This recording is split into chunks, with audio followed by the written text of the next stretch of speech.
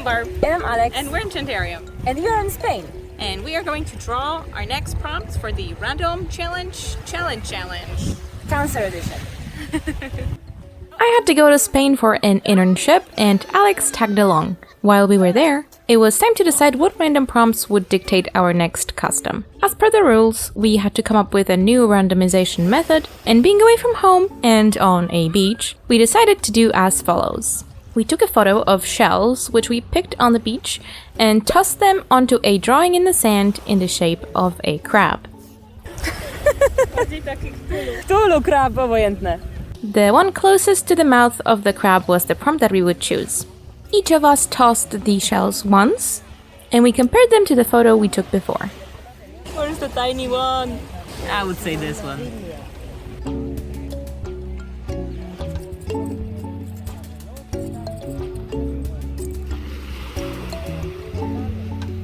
Half.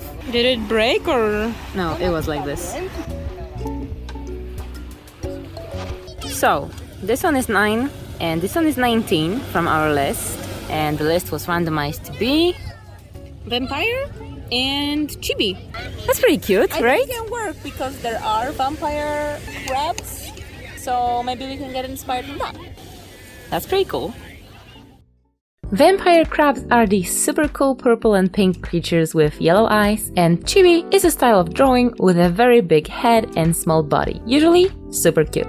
So, we decided to use Twyla as a base because she's one of the dolls from Monster High line that has a little sister body type and it's purple at the same time. I usually think about a few possible designs before we draw the random prompts, and my first idea was to make her in a centaur style but with a crab instead of a horse. The other idea was to make a lobster mermaid, so a big tail with a few tiny legs. I also thought about mechanical claws, mad scientist style, maybe even steampunk.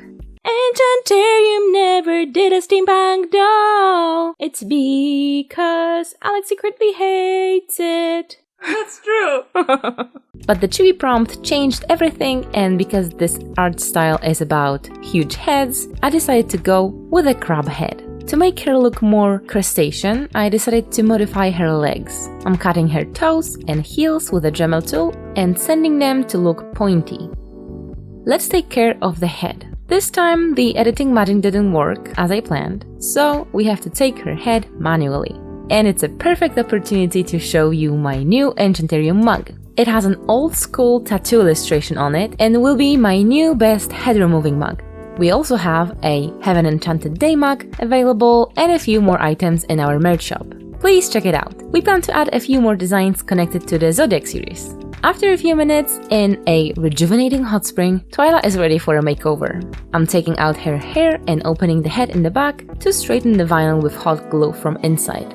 It's better when face modifications have a solid and not squishy surface. It will minimize cracks and breaks. I'm quickly fixing the opening in the head and we can move on to doing something more creative. I'm piercing little holes where I want the crab legs to be and placing the wire in. I forgot to press record while doing this tiny modification, but I cut little fangs and made her mouth open. To make it smooth, I'm using a Dremel tool and sandpaper, but unfortunately, the fangs didn't survive. So yeah, I will be redoing them later. To save some clay and also keep the head lightweight, I'm adding a layer of hot glue to the legs/horns. Leg horns, I guess.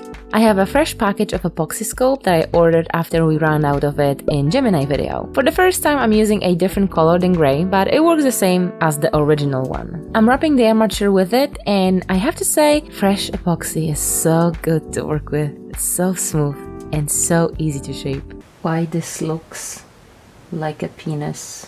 The work here is pretty self-explanatory, so I didn't record most of the process. I'm using sculpting tools, barbecue sticks, and my fingers, of course water, to smoothen the surface. Some parts needed more layers, like the segments near the face and the claws. Basically, I did one layer, waited a few hours, and applied more epoxy. Crabs have 10 limbs, but I decided to go only with 8 on her face because, there is not much space there. So let's count the pointy legs as the last pair. The normal arms don't count because they have human hands, Have you ever seen a crab with human hands?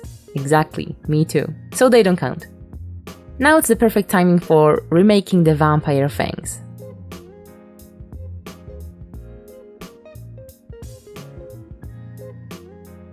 When everything is cured, I can prime it with white gesso. I want the leg horns to be pink, purple and blue to resemble the vampire crab. I absolutely love how vibrant the pink claws are here. At this point, I thought I'm going to leave the original skin color and just paint the horns and other modifications, but I went a little bit wild with the paint. As you can see, she's all pink and purple with blue hands and pointy legs. I'm sorry, I had to do this. I'm pretty sure we can't avoid paint chipping in some places, but to make it as secure as I can, I'm applying 3 layers of matte acrylic varnish. When it's dry, I can start drawing a new face. After 2 layers of MSC spray, I can start with a sketch of the eyes. I'm using watercolor pencils to draw the eye shape, eyebrows, black eyeliner, and yellow irises. The lips are also getting more color, and I also painted tiny corners of the lips just a little bit above the sculpted ones to make her more cheerful. I'm applying a lot of interference blue and purple Perlix powders. Last time I painted a Twilight doll, the effect after these powders on her skin looked amazing. She was super shimmery and I want the same effect for this doll. She's a vampire crab after all, and this is the skin of a killer, Bella. For the sclera, I chose blue and I make her eyes as big as I can in a reasonable size. So she's super cute and a bit creepy at the same time. I'm adding details like a waterline and more color in her irises. I want her to be an edgy or emo teenager, so a dark makeup but without any fancy designs. Also, I want to keep her makeup minimal, so the main focus is on the big innocent eyes and of course the leg horns. I painted the lashes, which I didn't like, and wiped them off a few hours later and darkened the pupils. I'm using neon orange and yellow acrylics to brighten the color of the irises, and I'm painting white details on the brows, eyelashes and lips. Now is the moment when I realize I won't be happy with these upper lashes, so I did something that works only on dolls with painted skin color. I simply covered them with more paint. And now I'm painting new lashes in the same style as lower lashes. The last thing to add are catch lights in her eyes, a little bit of white on the lashes and a layer of Perlix powders, and the face is ready. She's super cute! For her hair, I'm going to use some leftover yarn, light blue from Making Jane's, light pink prepared for Wanda from The Fairly Odd Parents, but we never made her, dark purple dyed even more dark from Akali from KDA, and navy blue that I prepared for Alex from Totally Spice, but we used nylon instead. I wanted to do a split color hairstyle with purple and pink on one side and blue on the other. I start gluing wefts from the bottom at the back and going up. At some point, I ran out of the darkest purple, so I brushed and straightened a new batch, adding a few more shades of blue and purple. Horns are always a little bit problematic, as it's difficult to glue the hair near them without making a mess with glue. So I'm making her very short bangs. A split color hair with short bangs. Is she a Melanie Martinez of the crab world? After trimming the bangs, I'm adding a few wefts on top, and the hair is in its place. Now we have to style it. I decided to accentuate the cuteness by giving her 2 low ponytails, one purple and one blue. It was a bit hard to choose a color scheme for the clothes, as the doll itself is very vibrant. We landed on 2 purples, out of which I'm cutting a pattern for a sailor-like uniform. I don't know if I'm so out of practice with tiny things, or I was having a bad day, but it was not going well. So the glue is not sticky, which is a problem. Why glue no stick? I hate these small things. Like, there's cute small and there's annoying small, and this is annoying small. Why do you hate me? The tacky glue was having a hard time with the very synthetic fabric I chose, so I decided to try the power of OOAK. I worried it would bleed to the other side, as glues tend to, but I don't think you can actually see the OOAK glue, right? The OOAK glue worked wonders as always. Wasn't bleeding through, actually worked, and remained elastic. Win-win-win. I managed to hem the little collar and make it look decent. It's fine. I need to find the person who invented this and give him a big kiss. Sorry, Mr. Enchanterium, but the glue is really that good. I layered the blouse onto the collar and had one of those moments. This is so small, tiny. But this mood very quickly went away when it came to turning the collar to the right side. It's not easy and it has to be pressed.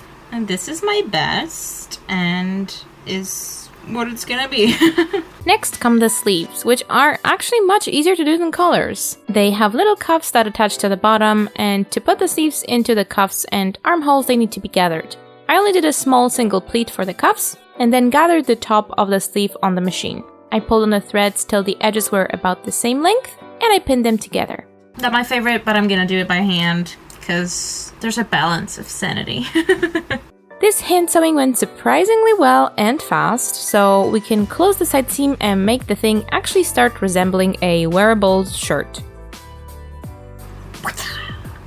After turning it to the right side, I can hem the bottom and address the back closure. I did add a snap button at the top for now, thinking the skirt will hold the bottom of it later, so I didn't want to add unnecessary bulk. Dun dun dun! Speaking of the skirt, I started by hemming the bottom, also using glue. I don't want to hear it that it's not real sewing, because you know what? At this scale, it's not, and it doesn't have to be. You can tell that I'm still a bit bitter after this one comment I got years ago telling me they were disappointed in me for using glue. Okay, stranger, I don't care. Anyway, I put the pleats together and stitched them, then ironed the fabric so that they laid nicely. The pattern was very confusing and I thought that I should sew the back together, so I did. And then I put the skirt on the doll to see if it was still okay, and it seemed that if I maneuvered the fabric in the back a bit, it could look decent. I am of the opinion that Monster High clothes look best when they're sewn onto the doll and are not removable, because like the bulk of the closure is just ugly to me. So I will ask Alex if she agrees, and then I will just stitch it on because I believe it's the best choice aesthetically. Thank you for coming to my TED Talk. After the boss gave me the green light, I began to move the clothes onto the final doll. Try not to break it challenge. Instead of sewing, I actually glued the clothes in place as it was the easiest to make the shirt lay nice and tight. It came out okay. I think Alex's magic touch will elevate it a bit more though. Dear Sister Barb, I respect you as a person and as a crafter, as an artist, but this, ugly. Did you just say it sucks? No, nothing personal. So yeah, welcome to the section Alex glues things. The color was not that bad, but it didn't look like a vintage sailor suit or a Japanese uniform. And this is what I really wanted since Cancer is a water sign and Chibi is a Japanese aesthetic. Next, I'm doing this thing. I have no idea what it's called in English and I chose super glittery fabric and I'm also shamelessly gluing it. A little steering wheel and a star as cute accessories, and we can move on to accessorizing the skirt. For some extra edginess, I'm adding Cancer in Japanese, and I checked to be sure that this is Cancer the Zodiac and not the other types of Cancer, but I don't speak or write or read Japanese, so I hope I managed to copy the symbols in a correct way. Feel free to laugh if this text is something different than Cancer. Then I'm adding a belt, also glued, and some chain accessories. This spot could use some more color and sparkle. And of course I can't stop myself from adding some rings to the leghorns. I didn't mention it earlier because I didn't know if we're going to use this as an inspiration, but according to our list, which everyone hates, Cancer's stone is emerald. So I'm gluing this little green heart on the steering wheel. Oh, I forgot. We have to place somewhere a Cancer sign. Maybe somewhere here, or maybe on the head. What can be more edgy when you're a teen than having a tattoo? And also it's white, so like kind of double edgy. I couldn't stop myself from making it in my henna aesthetic, but I tried not to add too many details. And with this tattoo design on her leg, she's finished.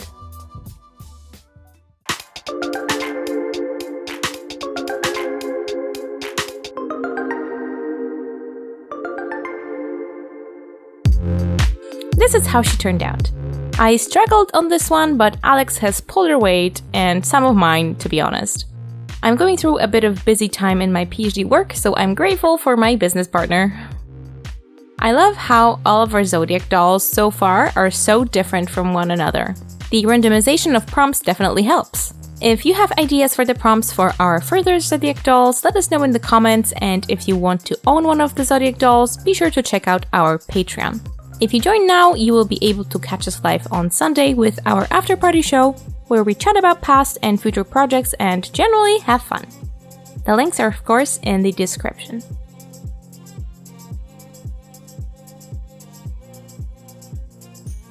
I love how she turned out. The customized uniform reminds me of JoJo's Bizarre Adventure Part 5, where every main character has something unique in their design.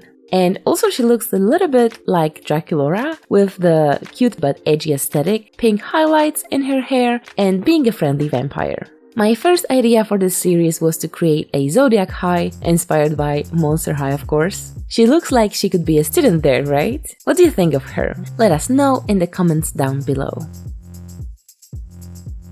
Make sure to follow us on Instagram for some sneak peeks and subscribe for future videos. Have an enchanted day, and we'll see you next time. Bye! This video was made thanks to our Patreons. The biggest credit goes to our top tier Lost Sister supporters: Mary Helen Burns, Call Me Ash, Aaron McCoy, and Red X. We also thank our cousin tier Patreons: Jeanette, Mary Chandler, Josephine Falk, Kaylee M, Melissa Novoa, Rinth, Fan of TA, Marilyn McGraw, Elia J, Catherine G, Ashley, Etwal, Hannah Lemon, Ellis Sherbet, Zari, Genevieve Duflag, Amelia Blackwood, Andrea Bridgedare, Ghostly Gardens, Super Meow, Bowen, Inca, Stephanie, Tiffany Jeffords, Karaho, Landy Monk, Katie Baker, Karabu, Siv's Party, Dragon Art Customs, Muzi, Ninja Star Dezino, Dream Up, and last but not least, Catherine Naughton. Thanks! And we're in Spain! Yep, without the A. Whoa! I am a dummy. And I clipped my shoes to my backpack. And then we went all the way there to the end of the beach. And I realized that I'm missing one. So we went back and somebody fished it out. It's half wet, but it's here. And I'm thankful to whoever did it. No, it was just laying on the beach, so I think somebody took it out. Reunited.